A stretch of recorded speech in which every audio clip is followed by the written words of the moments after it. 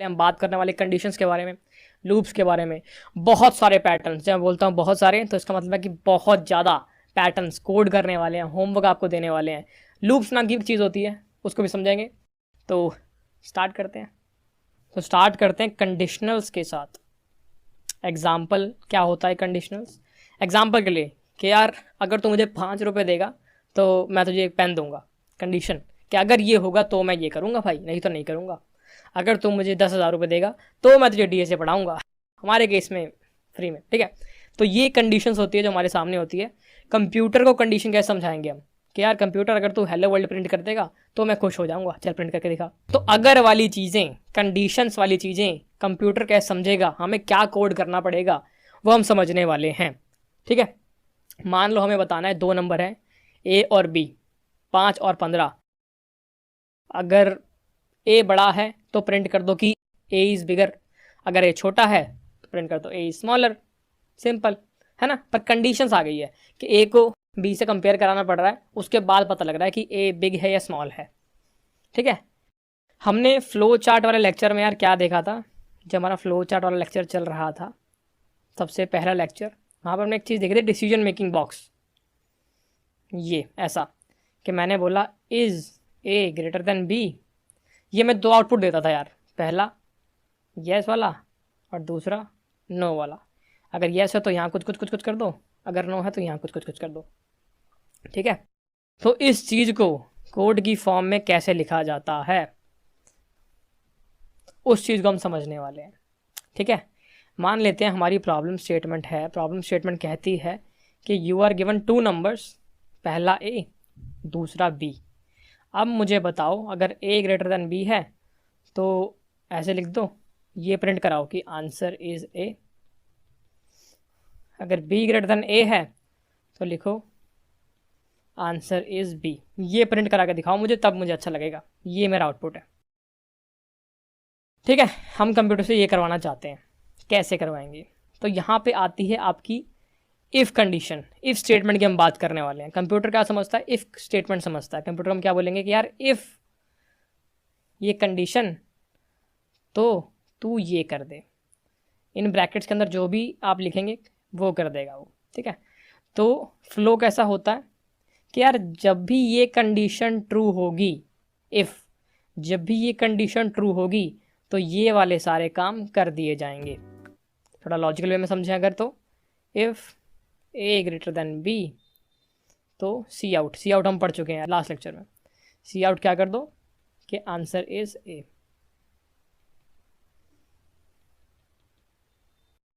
इसका मतलब जब भी A ग्रेटर देन B होगा तो आपका आंसर इज़ A प्रिंट हो जाएगा। ये चीज़ हमें समझ में आ गई है। पर भैया हमें तो यार आंसर इज़ B वाला भी संभालना है। तो अगर मैं यहाँ पे एक और कंडीशन लिख दूँ, if B greater than A, और यहाँ पे लिख दूँ सी आउट आंसर इज़ B, तो ये वाला काम भी हो गया। तो हमें अभी क्या समझ में आया? हमने एक चीज़ समझी है जिसको हम बोलते हैं इफ़ ब्लॉक हमारे पल्ले पड़ चुका है, हमें समझ में आ गया कि इफ़ ब्लॉक इस तरीके से लिखा जाता है।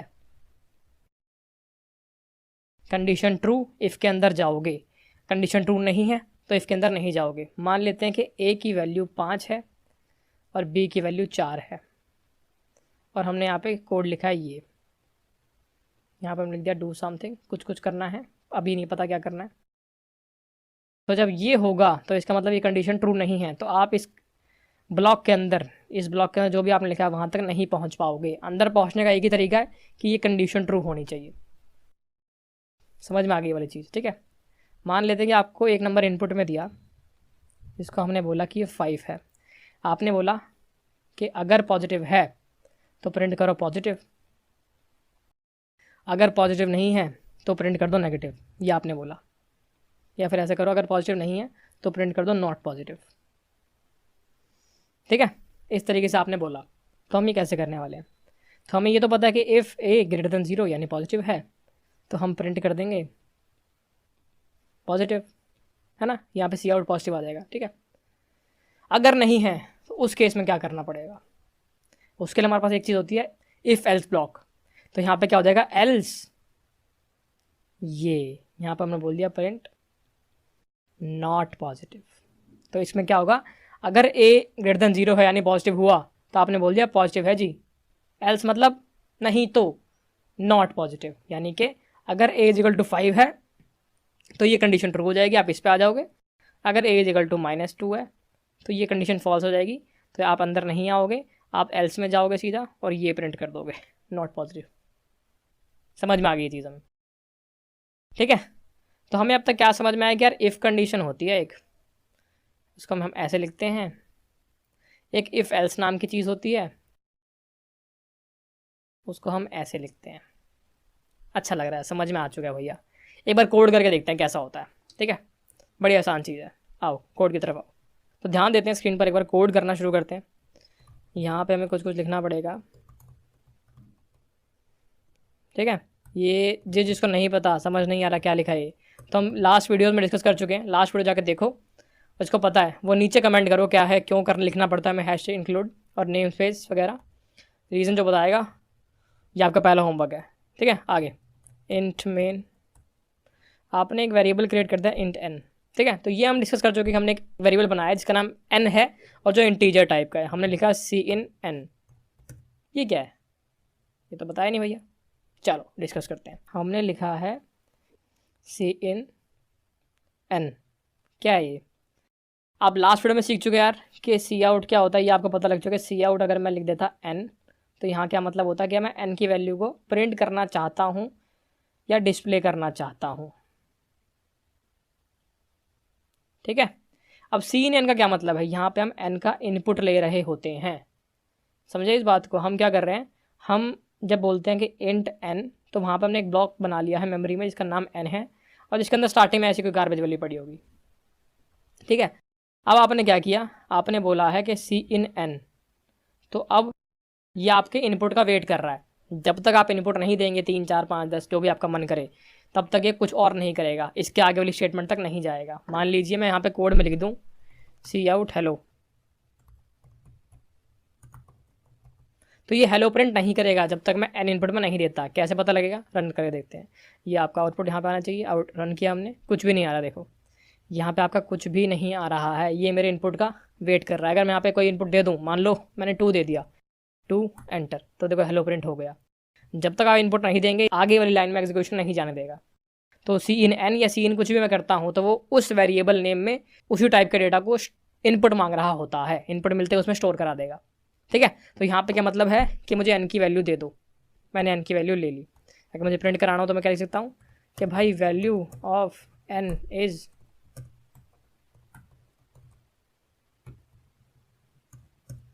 अब मैंने यहाँ पे बोला कि एन की वैल्यू, ये तो मैं स्ट्रिंग है, जैसे मैं लिखूँगा जो भी लिखूँगा वो यहाँ पे प्रिंट हो जाएगा सेम टू सेम, जो भी आप डबल इन्वर्टेड कॉमेंट डालेंगे प्रिंट हो जाएगा। अब मैंने यहाँ पे रन करके दिखाया, रन करा, कुछ नहीं आया, इनपुट मांग रहा है 3, तो इसमें मतलब वैल्यू ऑफ एन इज़ 3। समझ आ गई ये चीज़ हमें, अब चीज़ें समझ में थोड़ी थोड़ी आ रही है, ठीक है। आगे बढ़ते हैं, मैं आपके साथ बात कर रहा था इस बारे में, क्या है ये, है ना। हम तो एग्जाम्पल डिस्कस करने वाले थे जहाँ पे बताएंगे कि यार ए जो है वो पॉजिटिव है या फिर ए जो है वो नेगेटिव है, ये डिस्कस कर रहे थे ना, कैसे पता लगेगा ये। पहले सिंपल सा ए बोला ना, हम तो इसका नाम चेंज करके ए कर लेते हैं। हमने क्या बोला कि यार if A is greater then 0, क्या मतलब इस बात का, यानी इफ़ ए इज़ पॉजिटिव, तो भाई ऐसा करो, इस ब्लॉक के अंदर आ जाओ, इस ब्लॉक के अंदर जो भी लिखा वो एग्जीक्यूट करना पड़ेगा। तो यहाँ मैं लिख दिया कि यार ए इज़ पॉजिटिव, रन करके देखते हैं। रन करा, इसने बोला 5, मैंने बोला 5, इसने बोला ए इज़ पॉजिटिव। अगर मैं -5 डालता या माइनस कोई भी नंबर डालता तो क्या होता, क्लियर करते हैं पहले इसको। मैंने रन किया, इनपुट देना पड़ेगा, मैंने लिखा -4, इसने कुछ भी नहीं लिखा, क्यों, क्योंकि -4 हुआ, यहाँ पे चेक हुई कंडीशन फॉल्स हो गई क्योंकि ये तो लेस देन 0 हो गया, तो वो इसके अंदर आया ही नहीं, ठीक है। अब अगर मैं यहाँ पे एल्स लगा देता और रन करता और यहाँ लिख दूँ कि ए इज़ नेगेटिव, तब क्या होगा। रन किया, मैंने बोला -4, इसमें आगे ए इज़ नेगेटिव, क्या हुआ, इनपुट आया ए में -4, यहाँ पे कंडीशन चाहे कोई फॉल्स, तो इसके अंदर नहीं गया। जब इसके अंदर नहीं जाएगा तो वो एल्स के अंदर ही जाएगा, ठीक है। तो अगर इनकेस यहाँ पे 0 भी होता तो वो इसके अंदर आ जाता, क्योंकि मैंने तो कंडीशन एज ग्रेटर देन 0 की लगाई है। तो यहाँ पे आ गया, ये चीज़ समझ में आ चुकी है हमें, थोड़ा थोड़ा क्लियर हो रहा है। भैया वो ए ग्रेटर देन बी वाला करना है एक बार, क्या था उसमें समझते हैं एक बार। उसमें ये था कि अगर ये बड़ा है तो भाई ऐसा लिखो आंसर ए है, और अगर ये बड़ा है तो ऐसा आंसर है बी। ये हमारा क्वेश्चन था। इसको करते हैं भाई कोड करने का एक बार ट्राई, इसको कमेंट कर देते हैं। हमने बोला इंट ए कॉमा बी, और मुझे दोनों इनपुट लेना है, तो मैंने बोला सीन ए कि भाई पहले ए ले लो फिर बी भी ले लेना। अब ये क्या करेगा देखते हैं। ये बोल रहा है सीन ए बी, यानी पहले ए बता दो और फिर मुझे बी बता देना। तो मैं 5 लिखूंगा तो ए में चला जाएगा, या कोई भी नंबर लिखूंगा पहले ए में चला जाएगा, जब वो चला गया एंटर मार दिया फिर जो दूसरा नंबर लिखूंगा वो बी में जा जाएगा। ठीक है, मैंने बोला एंटर मार दिया। इस बात को देखते हैं एक बार, प्रिंट करते हैं।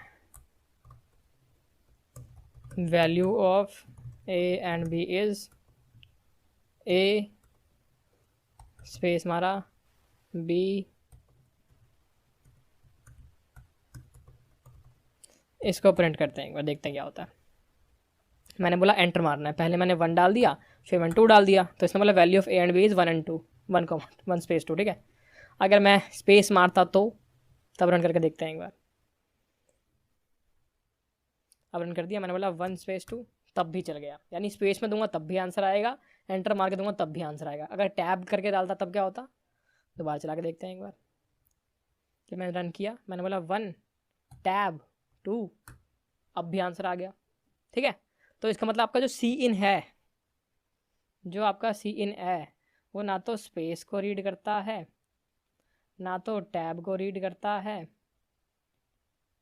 और ना ही आपके एंटर को रीड करता है। ये जो है ये स्पेशल कैरेक्टर हैं जो दर्शाते हैं टैब को और एंटर को। ठीक है, /t है ये और /n है। तो ये तीनों कैरेक्टर जो है आपका सी इन रीड नहीं करता है। इसके लिए हमारे पास एक और तरीका है, इसको हम बोलते हैं सी इन डॉट गेट। उसकी नीड तो नहीं है समझाने की, और बता देता हूँ एक बार कैसे होता है। मान लो मैं यहाँ पे सी इन की जगह cin dot get use करता। कैसे करते हैं, A is equal to cin dot get, और इसको एक बार हटाते हैं और फिर देखते हैं क्या होता है। मान लो मैंने कमेंट कर दिया और मैंने बोला वैल्यू ऑफ एज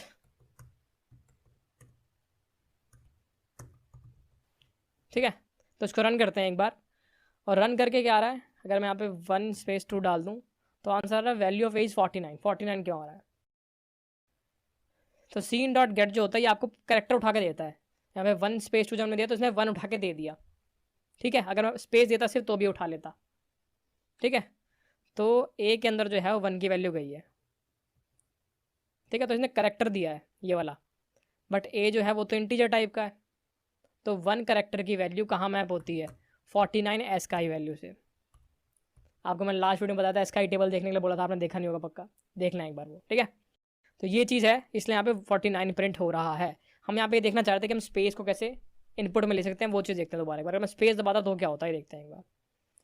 अब मैंने रन किया, मैंने स्पेस दबाया और मैंने एंटर कर दिया, 32 आ गया। डन है। अगर मैं एंटर दबाता हूँ तो क्या होता है, 10 आ गया। अगर मैं टैब दबाता हूँ तो क्या होता है, एंटर मारना पड़ेगा टैब के बाद लगता है। ठीक है, तो 9 आ गई, टैब की वैल्यू होगी 9 और एंटर की वैल्यू होगी 10, स्पेस की वैल्यू होगी 32। एस्काई टेबल में आप चेक कर सकते हैं इस चीज़ को। ठीक है, तो सीन डॉट गेट से आप स्पेस, एंटर और आपका टैब, इन तीनों को भी इनपुट में ले सकते हैं। ये चीज़ समझ में आ चुकी है हमें। अब वापस चलते हैं अपने टॉपिक पर जो कि था इफ़। ठीक है, इसको मैं हटा देता हूँ। तो मैंने 2 वेरिएबल बनाए, सीन ए और बी कर लेते हैं। ठीक है,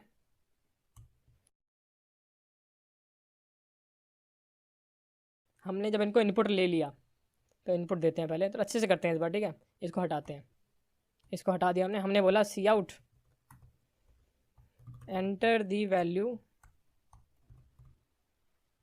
हमने बोला एंटर दी वैल्यू ऑफ ए, ये आ गया। फिर हमने ए की वैल्यू ले ली, फिर हमने बोला कि enter the value of B. दिखने में थोड़ा अच्छा लगेगा, ठीक है, सी इन बी। अब आगे काम करना है। अब मैंने बोला कि if A is greater than B, तो भाई प्रिंट कर दो ए इज़ ग्रेटर। ठीक है, ये चीज़ हमने समझ ली। अच्छा, समझ गए। अब भैया अगर दूसरी वाली कंडीशन होती तो मैं एक और इफ लगा लेता हूँ एक बार। अगर मान लो बी इज़ ग्रेटर देन ए होता तो मैं फिर लगा लेता हूँ। मैंने लिखा गया सी आउट बी इज़ ग्रेटर। समझ आई ये चीज़ हमें? इसको मैं रन करके देखता हूँ एक बार। इसको मैं क्लियर कर लूँ। रन कर दिया। ए की वैल्यू मांग रहा है, मैंने बोला 5। बी की वैल्यू मांग रहा है, मैंने बोला 4। तो इसने बोला ए इज़ ग्रेटर। तो हमने एक ऐसा प्रोग्राम बना लिया जो हमें बता सकता है कि कौन सा नंबर बड़ा है। एक और प्रोग्राम हम बनाते हैं अभी, ठीक है, जो कि हमें बताएगा एक नई चीज़ के बारे में। हमें बताना है कि या तो नंबर पॉजिटिव है, या तो नंबर नेगेटिव है, या तो नंबर ज़ीरो है। ठीक है, ऐसा कुछ बनाते हैं। तो हम ये कैसे बना पाएंगे एक बार समझ लेते हैं। मान लेते हैं कि हमें इनपुट में एक नंबर मिला 5। हम क्या बोलते हैं, यार अगर ये ग्रेटर देन ज़ीरो है तो भाई ये पॉजिटिव है। या फिर हम क्या बोलते हैं कि यार अगर ये नहीं है तो एल्स हो गया। तो आप इसके अंदर आ गए, इसके अंदर आ गए आप। अब आपके पास दो चीज़ें बची, या तो नेगेटिव होगा या तो ज़ीरो होगा। तो आपने क्या बोला, इफ़ नंबर इज नेगेटिव, तो आपने बोला कि नेगेटिव हो गया। और फिर आपने एल्स लगाया। अगर देखो यहाँ पॉजिटिव था या नेगेटिव था, तो अब यहाँ पे सिर्फ जीरो ही बचा होगा, तो आपने बोला ज़ीरो है, और ऊपर वाले एल्स को आपने यहाँ बंद कर दिया। तो इस प्रकार आपने एक प्रोग्राम बना लिया। ठीक है, इसको समझते हैं एक बार।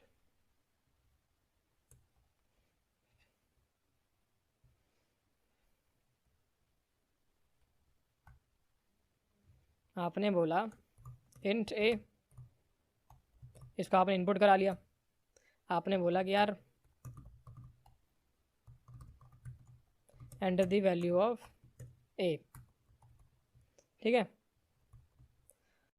अब आपने ये नीचे लिख दिया, गलती कर दी, इसको आपको ऊपर लिखना था।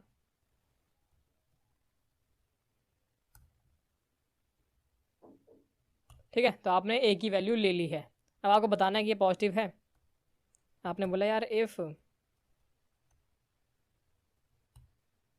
आपने बोला if A greater than zero,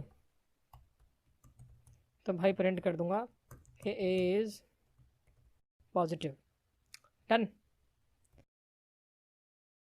इसके बाद तो आपको एक चीज़ आती है, एल्स कर सकता हूँ। अब या तो नेगेटिव या ज़ीरो, दो दो चीज़ें बची हैं, इन दोनों में से कुछ हो सकता है। तो मैंने चेक किया if A is less than zero, मैंने बोला कि यार नेगेटिव है यार ये तो। या फिर अगर अभी भी नहीं है, ना पॉजिटिव है ना नेगेटिव है, तो भाई ज़ीरो है ये चीज़ हमने कर ली, ये समझ में आ गया हमें। ठीक है, अब इसको चला के देखते हैं एक बार। हमने इसको रन किया, गड़बड़ है। उसने बोला एंडल के आगे कुछ नहीं लगाया आपने, यहाँ पे सेमी कॉलन रह गया। दोबारा चलाते हैं, सही चल गया। उसने बोला एंटर द वैल्यू ऑफ ए, मैंने बोला भाई 15।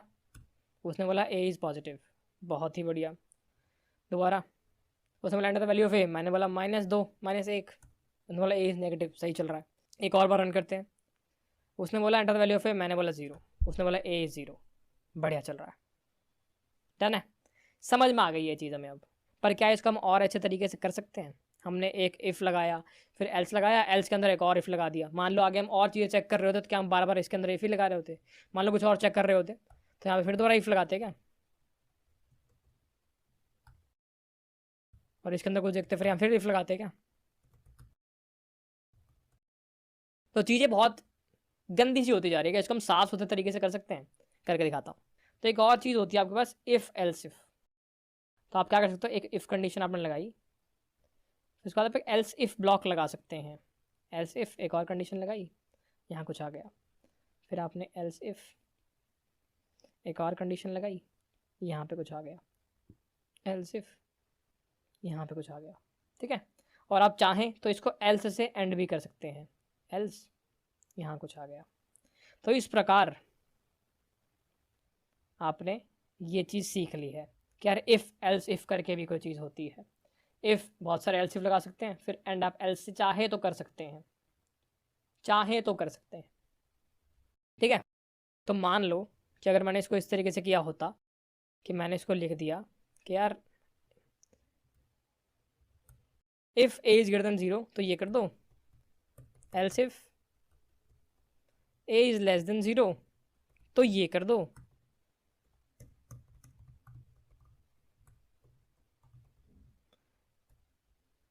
इतना छोड़ते हैं पहले, फिर देखते हैं क्या होता है इससे, क्या क्या चीज़ होगी इससे समझते हैं पहले एक बार। हमने रन कर दिया, उसने इनपुट मांगा, मैंने बोला भाई 9, उसने बोला ए इज़ पॉजिटिव। फिर से रन कर दिया, उसने इनपुट मांगा, मैंने बोला -8, उसने बोला नेगेटिव। अब उसने फिर से रन करते हैं, हमने इनपुट दिया 0, उसने कुछ भी नहीं बोला क्योंकि हमने 0 की कंडीशन लगाई है अभी, हमने सिर्फ इफ एल्स यूज़ किया है। अब अगर वो पॉजिटिव नहीं है, अगर वो नेगेटिव नहीं है तो वो क्या होगा, वो 0 ही होगा ना यार, क्योंकि आपके पास या तो पॉजिटिव नंबर होते हैं या नेगेटिव नंबर होते हैं, 0 होता है। तो आपने एल्स लगा के ख़त्म कर दिया और बोला कि भाई ए 0।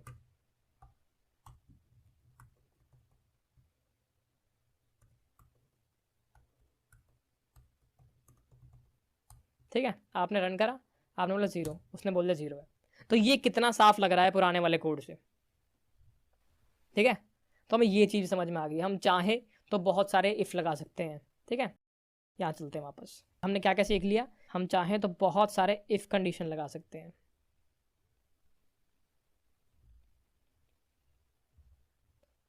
ठीक है, हम चाहें तो इफ़ के साथ एल्स लगा सकते हैं। ठीक है, हम चाहें तो इफ़ के अंदर कुछ लगा सकते हैं, हम चाहें तो एल्स के अंदर भी कुछ और डाल सकते हैं जो हमारा मन करे। हम चाहें तो बहुत सारी मल्टीपल कंडीशन को एक साथ चेक कर सकते हैं इफ़ एल्स इफ़ का यूज़ करके।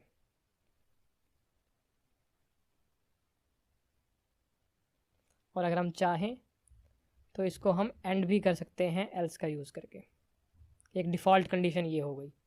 ठीक है, तो अब मैंने क्या बोला कि अगर तू 50 के ऊपर का है तो तू बुढ़ा हो चुका है, अगर तू 20 के नीचे का है तो तू अभी बच्चा ही है, नहीं तो डिफ़ॉल्ट केस में तू जवान है और तगड़ा है, डिफ़ॉल्ट केस।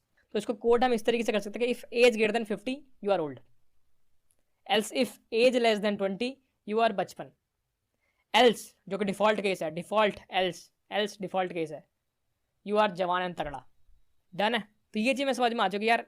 मल्टीपल इफ़ लगा सकते हैं, इफ़ के अंदर इफ़ लगा सकते हैं, इफ़ एल्स लगा सकते हैं, इफ़ और एल्स के अंदर मल्टीपल इफ़ एल्स लगा सकते हैं या इफ़ लगा सकते हैं, इफ़ एल्स इफ़ लगा सकते हैं, और चाहे तो उसको एल्स से एंड भी कर सकते हैं डिफ़ॉल्ट केस के लिए। तो इफ़ वाली चीज़ें थोड़ी दिमाग में समझ आनी शुरू हो चुकी हैं, आ गया है। क्या हम इसको प्रैक्टिस कर सकते हैं? बिल्कुल प्रैक्टिस कर सकते हैं। क्या आपको क्वेश्चन कौन सा दूँ मैं? आपको यहाँ पर कुछ आउटपुट के क्वेश्चन दिखेंगे।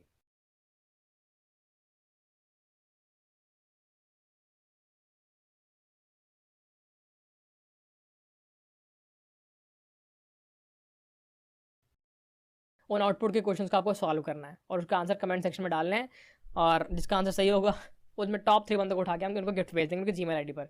जीमेल आईडी जरूर लिख के जाना। ठीक है, एक क्वेश्चन आपको कोड करने के लिए मैं देता हूँ, वो करो।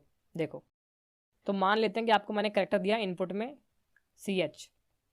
ठीक है, अब ये करेक्टर या तो ए के जी के बीच में लाई करेगा, या तो कैपिटल ए से कैपिटल जी के बीच में लाई करेगा, या तो ये 0 से 9 के बीच में आएगा। अगर वो इसके अंदर है तो आपको प्रिंट कराना है दिस इज लोअर केस या स्मॉल केस, जो भी आप लिखना चाहें, जो आपको अच्छा लगे। इसको आप लिखोगे क्या, अगर इसके बीच में लाई करता है कि भाई दिस इज अपर केस। ठीक है, अगर इनके बीच में लाई करता है तो आप लिखोगे दिस इज न्यूमरिक, ये प्रिंट कराओगे। अगर आपको प्लस माइनस पॉजिटिव नेगेटिव और 0 वाला केस समझ में आ गया, जो भी नहीं कोड ही सामने पड़ा है स्क्रीन पे, तो आप ये वाला कोड भी कर लोगे। ये आपका होमवर्क है यार, इसको आपको होमवर्क में करके लाना है। कोई भी कोर्स किसी प्रकार का मटेरियल आपको प्लेस नहीं करवा सकता जब तक आप खुद मेहनत नहीं डालोगे। तो जब तक होमवर्क नहीं करोगे कुछ नहीं होने वाला, कुछ समझ नहीं आएगा। करो, तब चीज़ें क्लियर होनी शुरू होगी। और इसको मूवी की तरह मत देखना, साथ में लैपटॉप कॉपी किताबें लेके बैठना और कोड करना साथ साथ। ठीक है, जो मैं कर रहा हूँ वो चीज़ आपको रिपीट भी करनी है ताकि दिमाग में रहे वो चीज़ें। आगे बढ़ते हैं। अब हमने फ्लो चार्ट पढ़ते टाइम एक चीज़ और देखी थी यार, जिसको हम लूपिंग बोल रहे थे उस टाइम पे कि यार लूपिंग है ये। मैंने आपको बोलता है ये लूपिंग हो रही है। अगर आपको याद हो, हमने ऐसा कुछ पढ़ा था जब हम 1 से n तक प्रिंट करा रहे थे चीज़ें। तो हमने कुछ पढ़ा था कि यार हम डिसीजन में ऐसा कुछ कर देंगे कि is i less than equal to n।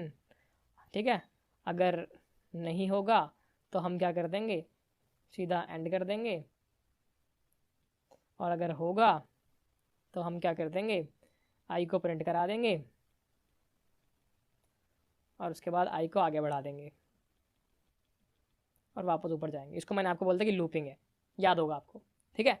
इस चीज़ को कोड के रूप में कैसे करना है, अगर मुझे आपके सामने एक एग्जांपल रखना हो कि यार मैंने आपको बोला कि मैं फिर दोबारा ना प्रिंट कराना चाहता हूँ, print numbers 1 to n, code कैसे करेंगे। तो यहाँ पे एक चीज़ मैं आपको सिखाने वाला हूँ, इसको बोलते हैं वाइल लूप,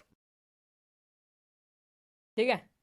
हमने कंडीशंस तो पढ़ लिया, थोड़ा थोड़ा उसका यूज़ होने वाला है यहाँ पे। वाइल लूप क्या होता है भैया, अभी बताते हैं। तो मैंने आपको बोला यार बहुत आसान चीज़ है, जो हमने ऊपर ये पढ़ा अभी वैसे ही कुछ कुछ है। क्या होता है देखो, वाइल लूप क्या होता है, हमने बोला यार वाइल ये कोई कंडीशन है और ये है, तो ये क्या करेगा कि भाई जब तक ये कंडीशन ट्रू है, जब तक ये कंडीशन ट्रू है, जो भी इसमें लिखा है ना वो करता जाए, ये है बस, ठीक है। इसका मतलब क्या है कि भाई अगर मुझे केले बहुत पसंद है, मेरे सामने केले की रेडी वाला है और मेरी जेब में कुछ पैसे हैं, मान लेते हैं 70 रुपये हैं, तो जब तक मेरी जेब में 70 रुपये हैं, जब तक मेरी जेब में 1 रुपये बचे हुए हैं, मुझे केले खाते जाने हैं। मैंने 10 के लिए 10 के लिए 10 के लिए 10 के लिए 10 के लिए 10 के लिए 10 के लिए 70 पूरे लग गए। अब पैसे खत्म हो चुके, अब मैं और केले नहीं खरीद सकता ना खा सकता, चोरी हम कर देंगे, ठीक है, चोरी हम करेंगे नहीं।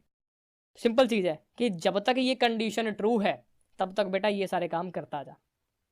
तो मैंने आपको क्या बोला कि अगर क्वेश्चन आपके पास ये है कि प्रिंट 1 to n, तो आप क्या बोलोगे कि जब तक भाई तूने n प्रिंट ना करा लिया हो तब तक तू प्रिंट कराता जा। नॉर्मल भाषा में आपको चीज़ें बता रहा हूँ मैं अभी, ठीक है। अब करेंगे कैसे, फ्लो चार्ट में हमने कैसे किया था, फ्लो चार्ट में हमने क्या किया था, हमने एक स्टार्ट लिया था, ठीक है। हमने फिर जो आपका n है उसको रीड किया था कि यार n की वैल्यू क्या है, मान लेते हैं 5 है। फिर हमने एक i बनाया था कि यार let i is equal to 1। क्यों बनाया था, क्योंकि हमें पता है कि अगर 1 से 5 तक प्रिंट करना है तो स्टार्टिंग तो 1 से ही होगी ना, 1 2 3 4 5, 1 से n में प्रिंट करना है कुछ भी तो हमेशा स्टार्ट तो 1 से करोगे, तो इसलिए आपने i बनाया था। अब यहाँ पे हमने कंडीशन लगाई थी कि is i less than equal to n। क्यों लगाई थी, क्योंकि हमें पता भी तो होना चाहिए कि हम 5 तक पहुँच चुके, अगर 5 तक पहुँच चुके रुकना है और आगे प्रिंट नहीं करना है, तो रुकने के लिए हमने कंडीशन लगा दी थी। तो अगर वो 5 से आगे जा चुका है तो हम बोल देंगे कि भाई रुक जा, ख़त्म कर दिया, सब कुछ एंड कर दिया। अगर वो अभी भी छोटा है तो आप क्या बोलते हो कि यार पहले प्रिंट करा लेता हूँ फिर आगे बढ़ा दूंगा, है ना। अगर मैं 1 पे था पहले प्रिंट करा लेता हूँ फिर 2 बन जाऊँगा, प्रिंट करा लेता हूँ फिर 3 बन जाऊँगा, प्रिंट करा लेता हूँ फिर 4 बन जाऊँगा, प्रिंट करा लेता हूँ फिर 5 बन जाऊँगा। इस तरीके से हम गेम खेल रहे थे। तो प्रिंट कर दिया आई और फिर हमने बोला कि यार आई को ना आगे बढ़ा देता हूँ क्योंकि आगे भी तो जाना है, और फिर यहाँ से वापस यहाँ चला गया था। मान लेते हैं आई 1 था, मान के लेते हैं आई 1 ही था। आप यहाँ पे आए, कंडीशन चेक हुई 1 लेस देन इक्वल टू 5, आप येस में आ गए, आपने प्रिंट करा दिया, 1 प्रिंट हो गया, कॉमा आई आगे बढ़ गया, अब आई 2 हो गया। जब 2 यहाँ गया, 2 लेस देन इक्वल टू 5, फिर नीचे आ गए आप, फिर 2 प्रिंट हो गया। इस प्रकार आप करते गए 5 तक आ गए, 5 लेस देन इक्वल टू 5, फिर नीचे आ गए, 5 प्रिंट हो गया और ये 6 बन गया। फिर आप 6 को लेके ऊपर गए, 6 लेस देन इक्वल टू 5, गलत, तो आप 9 में चले गए, आपने एंड कर दिया। इस प्रकार आपका 1 2 3 4 5 पूरा प्रिंट हुआ होगा। इसको कोड की फॉर्म में करना है। सेम करेंगे, हमने क्या बोला, हमने बोला यार इंट n, सबसे पहले मुझे बताओ n क्या है, इनपुट ले लिया, ठीक है। यही किया था हमने, यहाँ भी रीड किया था। फिर हमने एक वेरिएबल बनाया int i is equal to 1, क्योंकि गिनती 1 से स्टार्ट करनी है। फिर हमने बोला वाइल और यहाँ कोई कंडीशन लगाई। अंदर क्या किया, कंडीशन क्या है कि मुझे पता होना चाहिए कब रुकना है, तो i less than equal to n, ये कंडीशन हमने लगा दी है कि यार जब तक ये छोटा है या बराबर है तब तक आओ, क्योंकि मुझे पता है मुझे 1 से 5 प्रिंट करना है, तो 1 2 3 4 5, तो ये क्या है, 1 5 से छोटा है, 2 5 से छोटा है, 3 5 से छोटा है, 4 5 से छोटा है, 5 5 के बराबर है, इसलिए हमने लेस देन इक्वल टू लगा दी। फिर हमें क्या करना है, प्रिंट करना है आई की वैल्यू, तो हमने यहाँ पे सी आउट लगा दिया, सी आउट आई, और फिर हमें आई को आगे बढ़ाना है, i is equal to i plus 1, हमने ये बंद कर दिया। और इसी प्रकार हमारा कोड प्रिंट कराने का हो चुका है। लिखना कैसे है ये समझते हैं।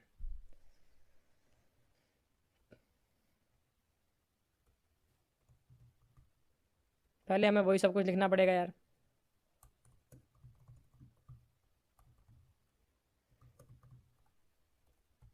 ठीक है, पहले हमने ये लिख लिया, फिर हम अपना इंट मेन बना लेते हैं एक बार।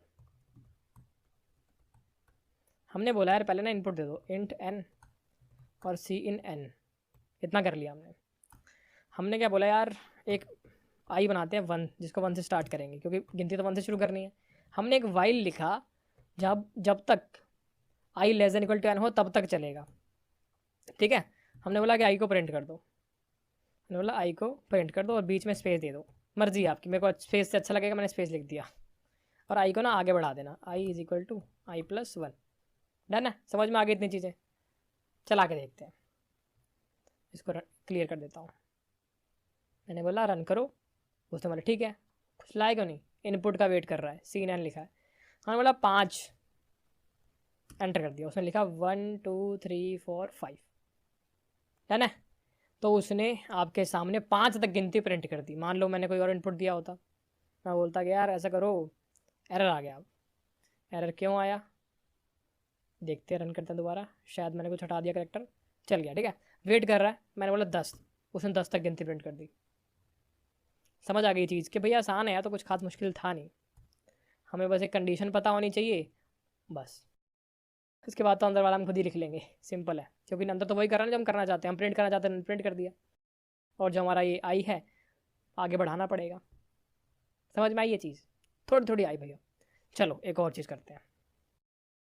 मैंने आपको अगला क्वेश्चन दिया कि यार ऐसा करो, सम निकालो 1 से n तक जितने भी नंबर हैं उन सब का। आप बोल रहे हो ठीक है, समझ आ रहा है। तो हमने क्या बोला कि यार 1 2 3 4 5 ये सारे नंबर है, इनका सम निकालना है। तो शुरुआत वहीं से है, फ्लो चार्ट हमने ऑलरेडी इसका बनाया था। तो आई स्टार्टिंग में 1 होगा, सम हमने शुरू में 0 ले लिया, शुरुआत कहीं से तो होनी चाहिए ना, तो हमने शुरू में 0 ले लिया, अभी तो 0 है, अभी तो किसी को नहीं लिया हमने। तो अब क्या हुआ, 1 जो है वो इसमें प्लस हो गया, तो अब सम 1 बन गया। आई को हमने एक आगे बढ़ा दिया 2, 2 जो है वो इसमें प्लस हो गया, ये 3 बन गया, इसको हमने आगे बढ़ा दिया 3 हो गया, 3 जो है इसमें प्लस हो गया, ये 6 बन गया, 3 को हमने आगे बढ़ा दिया 4, 4 जो है 6 में प्लस हो गया, ये हो गया 10 और ये हो गया 5, 5 जो है वो इसमें प्लस हो गया और ये हो गया 15, इसको हमने आगे बढ़ा दिया। बट 6 तो हमें चाहिए ही नहीं, तो हम यहाँ रुक गए, हमारा आंसर 15 आ गया। समझ में आ गया भैया, बड़ा आसान सा था, सिंपल। जब 1 + 2 + 3 + 4 + 5 करोगे तो 15 आएगा, चेक कर लेना। कोड करना है, सिंपल सा है। हमने क्या बोला, सम शुरू में 0 है, आई शुरू में 1 है, और हमने बार बार क्या किया है, हमें पता रुकना कब है, जब while I less than equal to n यहाँ तक चलाना है, इसके बाद रुक जाना है। जैसे ही आई आपका 5 से बढ़ जाएगा तब रुक जाना है। तो हमने अंदर क्या किया है, हमने क्या किया है, सम के अंदर आई प्लस किया है। हमने बोला कि भाई sum is equal to sum plus i, और आई को हमने आगे बढ़ा दिया, खत्म, बन गया कोड, सिंपल। लिख के देखते हैं, शुरुआत में फिर दोबारा वही चीज़ें। कोई छोटा तरीका भैया बार बार ना लिखना पड़े, बिल्कुल है, बताएंगे आप आगे, थोड़ा वेट करें। हमने बोला कि यार पहले ना n बता दो क्या है, और उसको मुझे इनपुट में दे दो। थोड़ा आपको अच्छी विजिबिलिटी के लिए ऐसे कर देते हैं। ये बात समझ में आ गई है, ठीक है भैया। अब क्या करूँ, int I is equal to 1 कर दिया, इसको यूज़ करूँगा मैं वाइल कंडीशन के अंदर, क्योंकि मुझे पता है गिनती हमेशा 1 से स्टार्ट होनी है। Int sum is equal to 0 कर दिया, क्योंकि मुझे शुरू में कुछ पता ही नहीं यार, शुरू में कुछ लिया ही नहीं है मैंने, तो सम 0 स्टार्ट होना चाहिए, कॉमन सेंस। ठीक है, while I less than equal to n, जब तक आपका जो आई है, जो आप गिनती जो काउंटर चला रहे हैं वो n से नीचे है या n के बराबर है तब तक चलाओ, n से ऊपर जाती रोक देना, ये कह रहा है। अब सम क्या कर रहा है, सम प्लस आई, और आई क्या कर रहा है, आई प्लस 1, हो गया। अब मुझे बस सम को प्रिंट कराना है। मैंने बोला यार value of sum is sum, चलो बन गई बात, क्लियर करके रन करते हैं, सिंपल। कुछ बोल नहीं रहा, इनपुट मांग रहा है, हमने बोला 5, इसने बोला 15, डन है।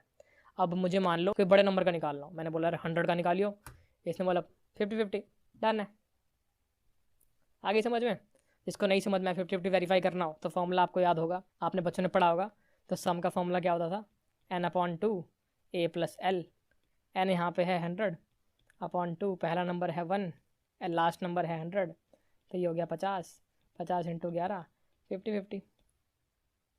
सॉरी 101। समझ में आ गई ये चीज़? तो इस प्रकार आपका ये आंसर सही आ गया। क्या भैया ये फॉर्मूला यूज़ करके हम निकाल सकते थे? भाई बिल्कुल निकाल सकते थे, पर फिर आपको लूप समझ में कैसे आता? ठीक है, निकालने को तो फॉर्मूले से निकाल सकते थे हम, पर लूप समझ में नहीं आता ना फिर, तो अब लूप आपको हमने समझा दिया। चलो ठीक है, अब यहाँ पे एक क्वेश्चन आपके होमवर्क के लिए, 2 क्वेश्चन ले लो। चलो, आपके पास 1 से n तक सीरीज़ है, ठीक है, आपको इनपुट दे दिया मैंने n। मैंने आपको बोला यार find sum of all even number, इसका हमने फ्लो चार्ट बनाया था यार। अब आपको इसका कोड लिखना है, कुछ नहीं है, कुछ भी चेंज नहीं है, छोटा सा चेंज है जहाँ पे 1 की जगह 2 आ जाएगा। ठीक है, तो ये कोड आपको खुद लिखना है होमवर्क में। जब तक नहीं लिखोगे कुछ समझ में नहीं आएगा, पहले बता रहा हूँ, तो ये खुद लिखना पड़ेगा आपको। ठीक है, ये हो गया। और एक क्वेश्चन होमवर्क में आपके सामने यहाँ पर आ रहा होगा, और फ़ारेनहाइट सेल्सियस वाला टेबल ये भी आपको खुद करना है, फ़ारेनहाइट टू सेल्सियस टेबल। ठीक है, ये खुद करना है। वाइलू आपको थोड़ा बहुत समझ में आ रहा होगा। क्या हम एक और क्वेश्चन कर सकते हैं भैया? बिल्कुल कर सकते हैं। क्या हम प्राइम नंबर वाला क्वेश्चन कर सकते हैं जो हमने फ्लो चार्ट में सीखा था? क्या था भैया वो? उसमें क्या था कि आपको एक नंबर दिया हुआ है, आपको बताना है कि ये नंबर प्राइम है या नहीं है, प्राइम और नॉट। मान लेते हैं n के अंदर 5 है, तो 5 प्राइम होता है, हमको पता है, पर कंप्यूटर को तो नहीं पता, कैसे पता लगेगा? 1 2 3 4 5, 5 सिर्फ या तो 1 के टेबल में आता हो या 5 के टेबल में आता हो, इन तीनों के टेबल में या जो भी बीच में है उनके टेबल में नहीं आना चाहिए। कैसे पता लगता है टेबल में नहीं आना चाहिए? क्या मतलब है कि आप जब इनसे मॉड करो तो वो 0 के इक्वल ना हो। ठीक है, 5 मॉड 2 जो होता है वो 1 होता है, 5 मॉड 3 जो होता है वो 2 होता है, और 5 मॉड 4 क्या होता है? 1 होता है। ये मॉड क्या होता है ये हमने समझा था पहले पिछली क्लास में। मॉड्यूलो ऑपरेटर होता है, इसका काम क्या होता है? ये आपको रिमाइंडर दे देता है कि जब 5 2 से डिवाइड होगा तो रिमाइंडर 1 आएगा, 5 3 से डिवाइड होगा 2 रिमाइंडर आएगा, 5 4 से डिवाइड होगा तो 1 रिमाइंडर आएगा। तो हम क्वेश्चन अब करेंगे जिसमें बताएंगे गिवन नंबर इज प्राइम और नॉट। चलो शुरू करें। हमने एक नंबर लिया इंट n, सीन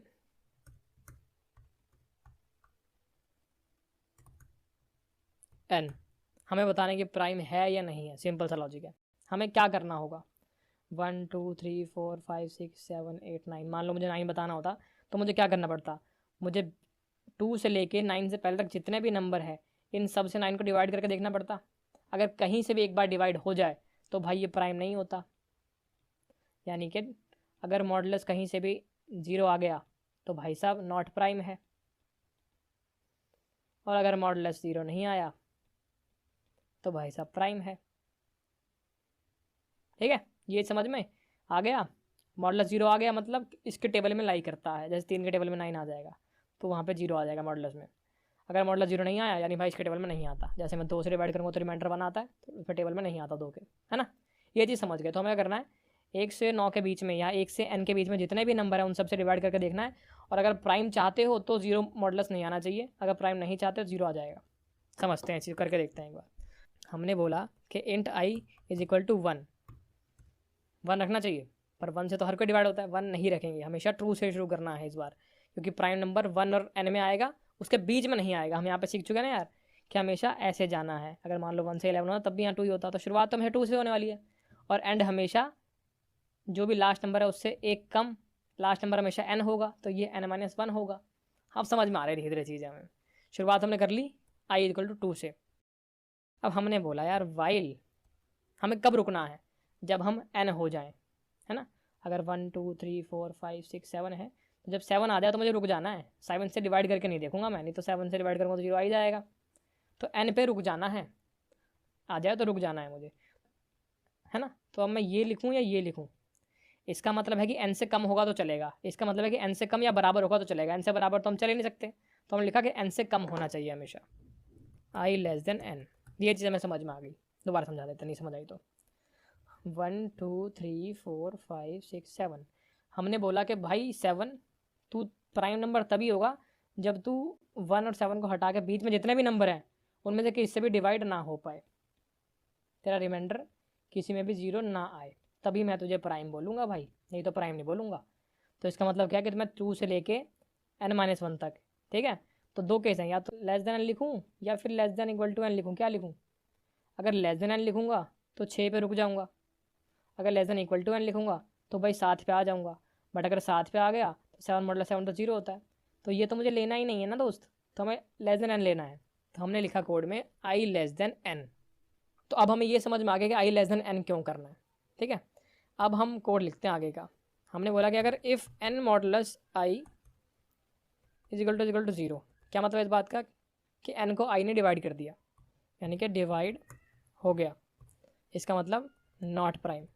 तो हमने यहाँ पे लिख दिया सी आउट नॉट प्राइम, ठीक है।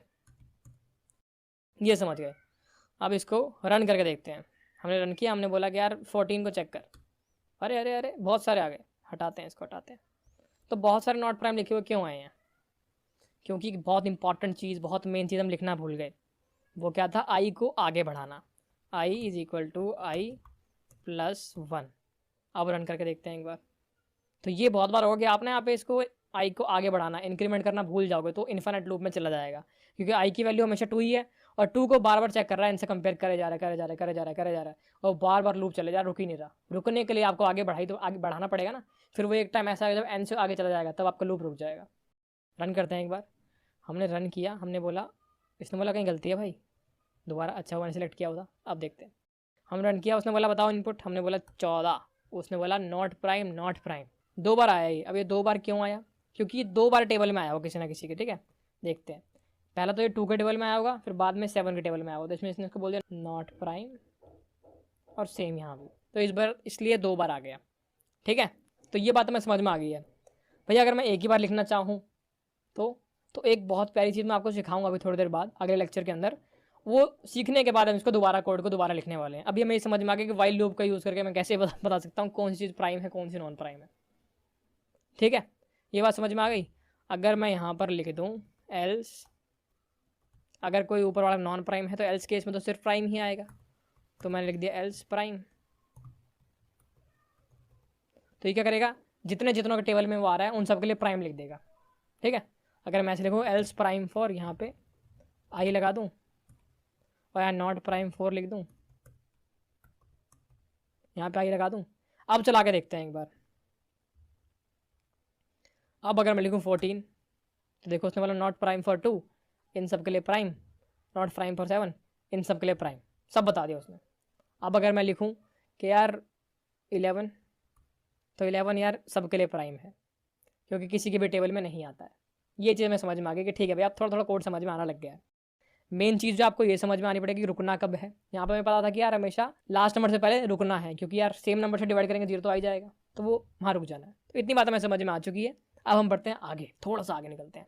वाइल लूप हमने खत्म कर लिया है, क्वेश्चन आपको हमने होमवर्क में दे दिया है। अब हम बढ़ते हैं पैटर्न्स की तरफ। यहाँ पे देखते हैं पैटर्न, इसमें आपकी वाइल लूप की बहुत अच्छी प्रैक्टिस हो जाएगी।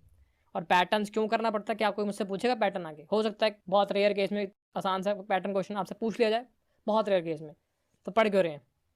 क्योंकि इससे आपकी अंडरस्टैंडिंग बहुत बढ़ जाएगी, आप कोड करने में आपको बहुत आसानी होगी। पैटर्न 1 करते हैं। पैटर्न कैसा होता है? मैंने आपको बोला यार star star star star star star star star star star star star star star star star, ये एक पैटर्न है। मैंने आपको बोला ये प्रिंट करके दिखा दो। अब बोला भाई पहले तो स्टार ढंग से बनाओ, और क्यों बनाऊँ, मतलब क्या क्या होगा इससे? फ़ायदा ये होगा कि आपकी अंडरस्टैंडिंग बहुत बढ़ जाएगी लॉजिक मेकिंग की, और आप वाइल लूप बहुत अच्छे तरीके से समझ जाओगे यार लूपिंग से आप अच्छी तरह वाकिफ़ हो जाओगे कि लूपिंग होती क्या है, ठीक है। पैटर्न वाले क्वेश्चन करना बहुत आसान होता है, 2 चीज़ इसमें पकड़नी है, उसके बाद चीज़ें बहुत आसान हो जाएंगी। कोई कह रहा है मुश्किल है तो बेवकूफ़ बना रहा है, ठीक है। चलो, अगर हमें बनाना है सबसे पहले ऑब्जर्वेशन में क्या करनी है कि यार रो कितनी है, ठीक है। 1 2 3 4, मुझे क्या समझ में आ रहा है? 4 रो है। मुझे पता लग गया कि यार रो तो 4 है, ये चीज़ समझ में आ गई। आपको देखना है कि हर रो में कितने कॉलम है। आपने बोला कि यार फर्स्ट रो में 4 कॉलम है, सेकंड रो में 4 कॉलम है, थर्ड रो में 4 कॉलम है, फोर्थ रो में 4 कॉलम है। अब आपको यहाँ से रिलेशन निकालना है, एक फॉर्मूला। रिलेशन क्या है? आपको सीधे से दिख रहा है यार कि जितनी आपकी रो है उतना ही आपका कॉलम आ रहा है, तो हर रो के लिए आपके कॉलम भी रो के इक्वल आ रहे हैं। फर्स्ट रो में कितने कॉलम होंगे, जितनी रो है। सेकंड रो में कितने कॉलम होंगे, जितने रो है। समझ में आ गई ये चीज़। इसको ऐसा समझते हैं, अगर मान लो ये पैटर्न ऐसा होता, तो फिर दोबारा आपके लिए आसान हो गया। आपने बोला कि यार रो तो 3 है और हर रो में, nth रो में कितने कॉलम हैं, जितनी आपकी रो है। पर भैया वो तो 3 है ना, 3 साफ लिख दो। नहीं, जो आपको कॉलम का रिलेशन निकालना है वो आपको रो के ऊपर निकालना है, रो से रिलेट कराना है किस तरीके से, एक फॉर्मूला टाइप बना के। ठीक है, मतलब ये मत लिख देना कि यार रो 3 होगी, खतरनाक हो जाएगा वो। क्योंकि मान लो 3 की जगह किसी ने आपको इनपुट 5 दे दिया, तो आप ऐसे कर दोगे कि यार 5 रो है, 1 2 3 4 5, और 5 रो में 3 आपने प्रिंट करा दिया। बट ऐसा नहीं करना, हमें तो 5 में 5 प्रिंट कराने हैं। तो जितनी रो होगी उतने ही ये स्टार बने हो। थोड़ा बहुत क्लियर हुआ है भैया। ठीक है, करके देखते हैं, कोड करके देखते हैं। इसको हमने बोल दिया पैटर्न 1। बहुत सारे कोड करेंगे, तो डरना मत कि यार भैया ये तो समझ नहीं आ रहा, अभी समझ आना शुरू हो जाएगा।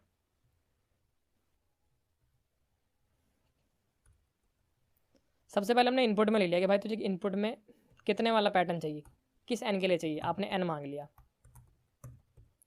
ये आ गया मेरे पास। अब मुझे पैटर्न प्रिंट करना है। चलो, हमने बोला सबसे पहले int I is equal to 1, क्योंकि मुझे पता होना चाहिए मुझे कब रुकना है। मुझे तब तक चलाना है जब तक मैं एन नहीं पहुंच जाता। देखो दो चीज़ें हैं, तो यहाँ पे एन कब पहुंचूंगा मैं, i less than equal to n में।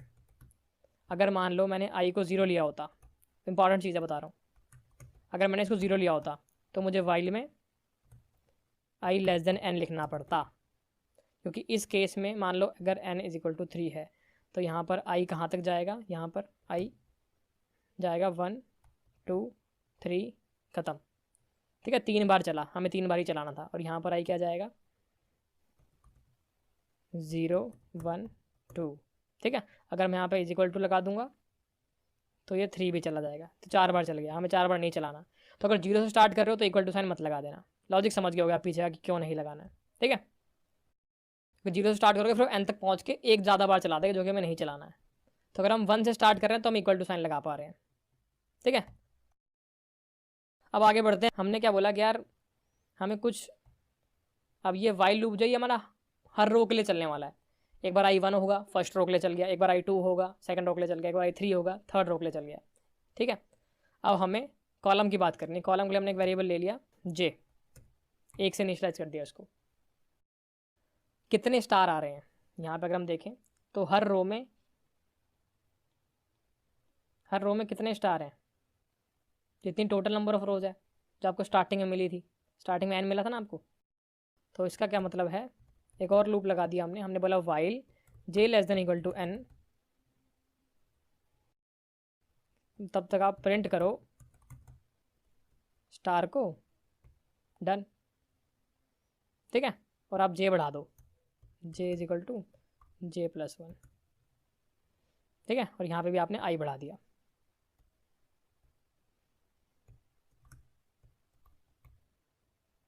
ठीक है, आगे बढ़ते हैं। यहाँ मैंने लिखा 3, तो सीधी लाइन में आ गया यार, गलती करी हमने। तो देखो क्या करना है, आपने जब एक रो प्रिंट करा ली पूरी, जब ये फर्स्ट रो में आपने सारे कॉलम प्रिंट करा लिए, तो आपको एंटर भी तो मार रहा है ना दोस्त। एंटर ऐसे मारते हैं। अब चलाते हैं, चलाया, हमने लिखा 3। अब बिल्कुल सही चल रहा है। दोबारा समझते हैं कोड को एक बार। सबसे पहले हमने एक वेरिएबल इनपुट करा लिया जिससे हमें पता चलेगा हमें कौन सा पैटर्न किस नंबर के लिए बनाना है। ठीक है, हमें पता लगा यार हमें 3 के लिए बनाना है। हमें एक वेरिएबल चाहिए जो कि रो का बताए कौन सी रो चल रही है। हमने आई बना लिया जो बोल रहा है कि यार पहली रो से शुरू करते हैं। कितनी रो बनानी है, एन रो बनानी है। तो हमने एक वाइल लूप लगाया जो कि पहली रो से nth रो तक जाएगा, पहली रो से nth रो तक जाएगा। अब इस वाइल में एंटर करते ही यहाँ पर हम पहली रो की बात करना शुरू कर चुके हैं क्योंकि आई इज इक्वल टू 1 है। अब पहली रो में कितने स्टार प्रिंट करने हैं, पहली रो में उतने स्टार प्रिंट करने हैं जितना में एन की वैल्यू मिली है। तो हमने एक नया वेरिएबल बनाया जे जो कि कॉलम्स के लिए है। कितने प्रिंट करने हैं, एन। तो हमने बोला जे लेस देन एन तक चलाओ भाई, less than equal to N तक चलाओ और ये स्टार प्रिंट कर दो। और हमें पता है कि वाइल लूप में जो भी हम वेरिएबल लगा रहे हैं, जो कंडीशन है उसमें जे की वैल्यू में बढ़ाते जा रहे हैं कि 1 स्टार प्रिंट हो गया, 2 स्टार प्रिंट हो गए, 3 स्टार प्रिंट हो गए। हमने ये 3 स्टार प्रिंट कर दिए। अब हमें क्या चाहिए, हमें एक एंटर चाहिए। हमने बोला एंटर मार दो यार, एंटर मार दिया और अगली लाइन तक पहुंच गए। अगली लाइन तक पहुंच गए, हमने आई को आगे बढ़ा दिया, उसके आगे वाइल लूप चलता जाएगा। समझ में आई ये चीज़ हमें? अगर आ गई बहुत अच्छी बात है, अगर नहीं आई आगे और एग्जाम्पल करने वाले हैं। ठीक है, अगला क्वेश्चन करने का ट्राई करते हैं। अगला पैटर्न कैसा होगा भैया? अगला पैटर्न इस तरीके का बनाने का ट्राई करते हैं। हमने बोला कि 1 1 1 2 2 2 3 3 3। पहली ऑब्जर्वेशन की रो कितनी है भाई? 3 है। ये है फर्स्ट रो, ये है सेकंड रो और ये है थर्ड रो। सेकंड ऑब्जर्वेशन, हर रो में क्या लिखा हुआ है? हर रो में यार जोन सी भी रो है ना उसका नंबर लिखा हुआ है। जैसे यहाँ पहली रो में तो I1 होता, दूसरी रो में I2 होता, तीसरी रो में I3 होता। तो सिंपल चीज़ है, यहाँ पे क्या प्रिंट हो रहा है? यहाँ बस I की वैल्यू प्रिंट हो रही है। पहली रो के लिए 1 आ गया, दूसरी रो के लिए 2 आ गया, तीसरी रो के लिए 3 आ गया। तो आपका जो कॉलम है वो सिंपल सिंपल I है यार, जो भी रो का नंबर है। I क्या है? रो का नंबर, जोन सी भी रो चल रही है। आसान है, चलो करके देखते हैं। हमने बोला यार इंट n, हमने बोला इनपुट करा लो। हमने बोला हम शुरुआत करेंगे पहली रो से, I इज इक्वल टू 1 और हम चलाएंगे nth रो तक, while I less than equal to n। ये चीज़ समझ में आ गई। हमने nth रो तक चला दिया। अब यहाँ पे हम बात करेंगे सबसे पहले पहली रो की, क्योंकि हमने I इक्वल टू 1 चलाया। सबसे पहले किसकी बात होगी? पहली रो की बात होगी। हमने कॉलम्स के लिए एक वेरिएबल बनाया जिसको बोला j। शुरुआत कहाँ से हो रही है इसकी? कहाँ तक चलाओगे? हमें ये कितना चलाना है? यहाँ से देखें तो j का देखो I कैसे जाता है? I ऐसे जाता है, ऐसे ऐसे। और j कैसे जाता है? j ऐसे जाता है, j ऐसे और ऐसे। तो देखो j कहाँ जा रहा है? j 3 बार चल रहा है, 1 2 3। तो हमने j की शुरू कर दिया कहाँ से? I से। और कहाँ तक चलाना है? n तक चलाना है, j less than equal to n। Print क्या करना है? हमेशा प्रिंट I की वैल्यू करनी है इसके अंदर में। हमने अभी देखा क्यों। क्या मुझे एंटर मारना है? नहीं मारना। क्यों? पहले हमने ये 1 प्रिंट कर दिया, एंटर थोड़ी मारा है। फिर ये 1 प्रिंट कर दिया, एंटर थोड़ी मारा है। फिर ये 1 प्रिंट कर दिया, तो यानी यहाँ पे एंटर तो नहीं मारना। जे को आगे बढ़ा देता हूँ, j is equal to j plus 1। तो यहाँ पे मैंने 3 1 प्रिंट कर लिए हैं। अब जब मैंने यहाँ प्रिंट कर लिए हैं फिर क्या है? एंटर मारना है। अब यहाँ पर मैंने बोला कि यार एंटर मार दो और I को बढ़ा दो। हो गया कोड डन। चला के देखते हैं। मैंने बोला 4 के लिए चलाइयो, अरे कुछ गलत आ रहा है। समझते हैं क्या गलत कर दिया हमने। हमने बोला कि j इज इक्वल टू आई, पर j इज इक्वल टू आई थोड़ी करना है। हमें तो हमेशा कितने चलाना है? हमें हमेशा 1 2 3 या फिर जितना भी n होगा वहाँ तक चलाना है। j को हमेशा 1 से शुरू करके n तक लेके जाना है। तो j यहाँ पे गलत कर दिया हमने, यहाँ पे 1 आएगा। अब इसको रन करते हैं। हमने बोला 4, चल गया। पर यार ये बड़ी प्यारी सी फिगर आई ना ट्रायंगल वाली, क्या हम ये कोड कर पाएंगे? ये भी कोड करेंगे आगे जाके। ठीक है, अभी समझते हैं दोबारा हुआ क्या, समझते हैं। चलो कोड को लिखते हैं यहाँ पे और समझने की कोशिश करते हैं। हमने बोला while I less than equal to n। इसका क्या मतलब है? कि भाई रो I से n तक ले जा मुझे इस कोड के हिसाब से। j is equal to 1। मैंने आपको पैटर्न बताया ना, 1 1 1 2 2 2 3 3 3। तो j इज इक्वल टू 1 का मतलब यहाँ पे है j आपका। इसको आपने बोला कि यार कहाँ तक जाएगा ये? j less than equal to n तक जाएगा। ये हो गया 1 2 3, ऐसे और भी हैं तो n तक चला जाएगा। ठीक है, और आपने प्रिंट क्या करना है? ये जो कि आपका रो का नंबर है। रो का नंबर क्या है? I है। आपने सी आउट कर दिया I, आपने j को आगे बढ़ाया, यहाँ पे आपने I को आगे बढ़ाया एंटर मार के, क्योंकि आप यहाँ पूरा कंप्लीट कर चुके हैं। अगली लाइन पे आना आपको, इसलिए आपने एंटर मार दिया, I आगे बढ़ाया और आपका काम हो गया। I is equal to I+1 लिख के डन है। समझ में आया? अभी भी थोड़ा बहुत आपको समझ में आया होगा। अगर अभी भी नहीं समझ में आया कोई बात नहीं, और एग्जाम्पल करते हैं तब समझ में आ जाएगा।